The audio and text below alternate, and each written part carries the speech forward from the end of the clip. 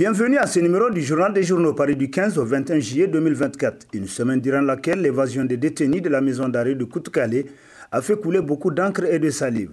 À cet effet, les auteurs et leurs complices seront frappés par la loi, titre à sa une l'hebdomadaire L'actualité, qui nous apprend que le 11 juillet 2024, dans une lettre du ministre d'État, ministre de l'Intérieur, adressée au gouverneur de région d'Agadez, Difa, Dosso, Maradi, Niamey, Tawa, Zender, et à tous les préfets des départements et les administrateurs délégués pour les informer suite à une mutinerie à la prison de haute sécurité de Koutoukale. Les prisonniers ont pris le dessus et ont vidé le camp. Ils sont éparpillés dans la nature et appellent y compris la population à la vigilance à toutes les unités et positions. En plus de mettre en alerte toutes les unités de recherche et de redoubler de vigilance sur l'ensemble du dispositif sécuritaire, le ministre d'État, ministre de l'Intérieur, leur a demandé de mettre à contribution les chefs traditionnels et leaders religieux afin de sensibiliser les populations dans la dénonciation de tout individu suspect. Selon le journal qui poursuit, les forces de l'ordre ont été déployées pour assurer le respect de cette mesure et garantir la sécurité de tous. Tout contrevenant s'exposera à la rigueur de la loi. Cette situation doit interpeller tout citoyen. Comment une prison hautement sécurisée cela puisse arriver? S'interroge l'actualité pour qui il faut que le président du CNSP, chef de l'État, le général de brigade Abdourahmane Tchani, puisse diligenter une enquête pour situer les responsabilités. Impact des sanctions de l'UEMOA, le Niger va-t-il demander réparation? S'interroge l'hebdomadaire La Roue de l'Histoire Info, qui nous apprend que le président de la commission de l'UEMOA, M. Abdoulaye Diop, est en visite de travail au Niger. M. Diop participe à la 9e réunion annuelle des réformes politiques, programmes et projets communautaires de l'UEMOA au Niger. Le Premier ministre, ministre de l'Économie et des Finances, Ali Mohamed Lamine Zen, en clôturant les travaux de la revue, a insisté sur les sanctions injustes et illégales subies par le Niger en 2023. Il a demandé à la commission de l'UEMOA de consacrer un temps pour faire l'étude des impacts de ces sanctions d'après le journal La Roue de l'Histoire Info, pour qui l'on s'interroge avec cette demande formelle et insistante du Premier ministre auprès de l'UEMOA après l'évaluation faite par de nombreux experts nigériens au moment fort de ces sanctions, si le Niger n'a pas l'intention de demander réparation par rapport aux dommages et préjudices subis par le pays suite à ces sanctions jugées illégales. Relance économique du Niger, la croissance en perspective, titre à sa une le bimensuel Le Troisième Œil, qui nous apprend la venue d'une délégation conjointe Fonds monétaire international et Banque mondiale à Niamey dans ce mois de juillet 2024, qui revêt d'une importance capitale pour le gouvernement dirigé par Ali Mohamed Lamine Zen. Cette mission s'inscrit dans la continuité des précédentes discussions et accords conclus en mai 2024, portant sur des montants significatifs destinés à soutenir l'économie nigérienne. Alors que le pays s'efforce de régler ses dettes et de redresser ses finances, l'appui financier du Fonds monétaire international et de la Banque mondiale apparaît comme une bouffée d'oxygène essentielle pour relancer l'économie du Niger, selon Le Troisième Œil. En 1 du CNSP au pouvoir, force, faiblesse, succès, échec, acquis, insuffisance, promesses tenues et non tenues, engagements honorés et non honorés. Le 26 juillet 2024, le CNSP aura un an à la tête du pays. Que retenir de son action? S'interroge l'hebdomadaire satirique Le Hérisson, pour qui il est difficile de répondre à cette question sans pour autant évoquer les raisons qui ont présidé à ce coup d'État. En définitive, 3 à 4 choses sont à retenir de l'an 1 du CNSP au pouvoir. Point positif, c'est la résilience, sans commune mesure du pays, à tant de preuves, blocus économique et financier, total durant 7 mois d'affilée et situation sécuritaire difficile qui n'aura pas été possible sans l'adhésion et le soutien populaire aux actions et décisions du régime militaire et la maturité d'esprit des dirigeants. C'est aussi l'affirmation claire et nette de la souveraineté manifeste à travers la remise en cause des contrats et accords léonins. Point négatif, 5 mois après la levée des sanctions, les autorités peinent à trouver des réponses à l'approvisionnement du pays en produits de première nécessité, d'où l'inflation galopante et la cherté de la vie. 12 mois après son arrivée au pouvoir, le CNSP n'est toujours pas arrivé à parachever la mise en place des institutions de la transition ou à amorcer le dialogue inclusif national, conclut Le Hérisson. Un an de transition, la recomposition du gouvernement s'impose au CNSP, titre pour sa part l'hebdomadaire Le Courrier, pour qui il reste toujours des choses à régler dans cette gouvernance. Et le CNSP doit regarder autour de lui, et notamment dans la composition de son gouvernement formé à la va-vite et faire dans l'urgence les réglages nécessaires.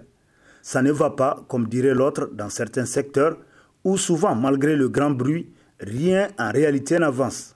Il est aujourd'hui en effet urgent de faire pour chacun des ministres un dépôt de bilan pour apprécier l'efficacité de chacun dans son secteur.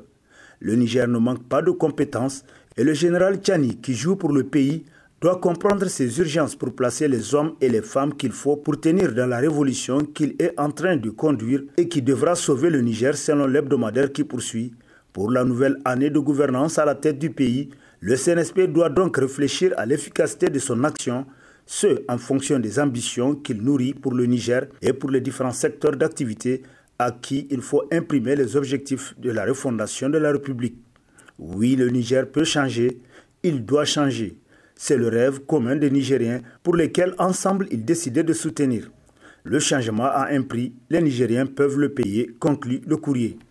Niger, le général Tchani, ma vision pour un Niger véritablement indépendant et prospère, titre à la une de sa parution en date du 17 juillet, le quotidien privé Mouri à la Voix du Niger, qui constate que la correction de la faiblesse des institutions dites républicaines au Niger est un défi majeur qu'il faut obligatoirement relever sans faiblesse. D'autant plus que les règles et les hommes politiques n'ont jamais fait bon ménage au Niger, et ce, au détriment des citoyens aspirant à vivre mieux dans une république moins bananière, où l'administration doit servir les intérêts des populations au lieu de se servir elle-même. Ainsi, plusieurs réformes politiques et institutionnelles sont schématisées dans la vision du président Tchani pour aboutir à un Niger meilleur, un Niger bâti sur des institutions fortes, solides, adaptées, où les pouvoirs exécutifs, législatifs et judiciaires pourront désormais fonctionner en interdépendance efficace et intelligente au profit des populations. C'est au terme de toutes les réformes utiles réalisées pour assurer le développement socio-économique et politique que des élections référendaires pourraient intervenir pour adopter une république enfin refondée sur des bases saines, justes, vertueuses et adaptées à la réalité sociologique du Niger, conclut Mouria.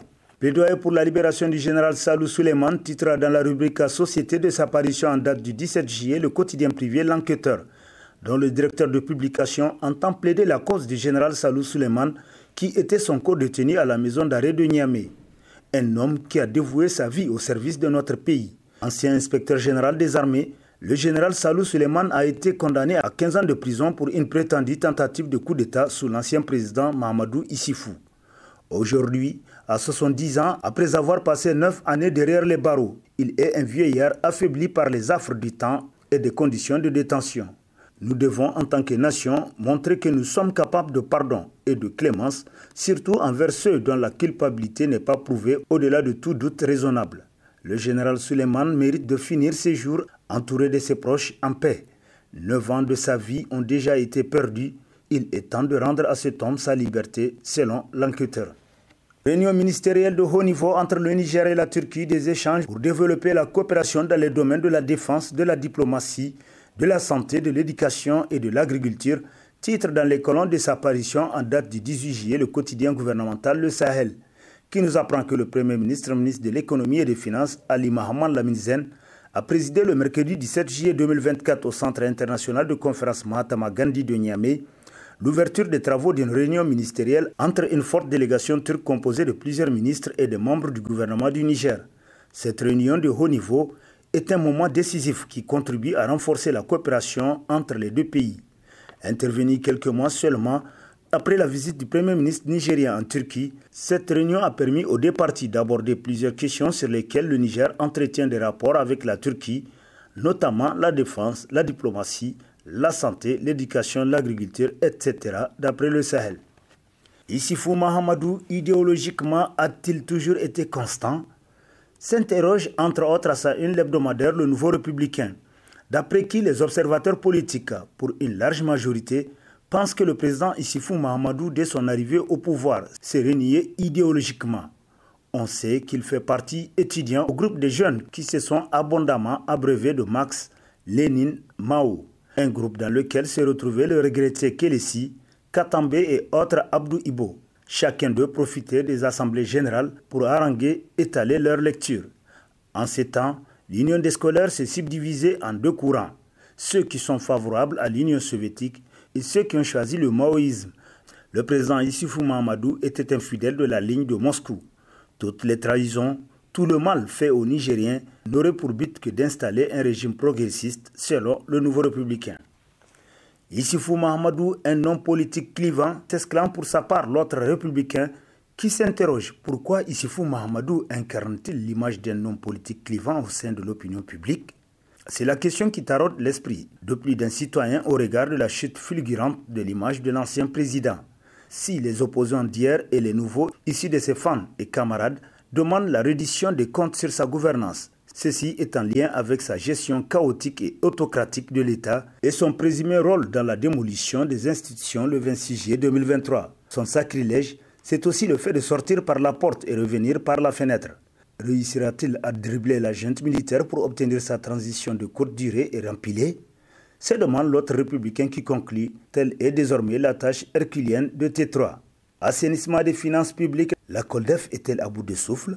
S'interroge l'hebdomadaire Le Monde d'aujourd'hui, pour qui, au début, la méthode dissuasive avait semblé relativement bien marcher, car les mises en cause avaient été impressionnées et intimidées par les méthodes musclées auxquelles la COLDEF avait eu recours pour obtenir paiement des montants réclamés. Mais depuis peut-être la jurisprudence, Maître Adam Souna, ancien président de la CENI, poursuivi pour le dossier du rapport de la Cour des comptes, la COLDEF a pris du plomb dans l'aile ces derniers temps, semble-t-il. En cause, le manque de complémentarité entre elle et la justice sans doute.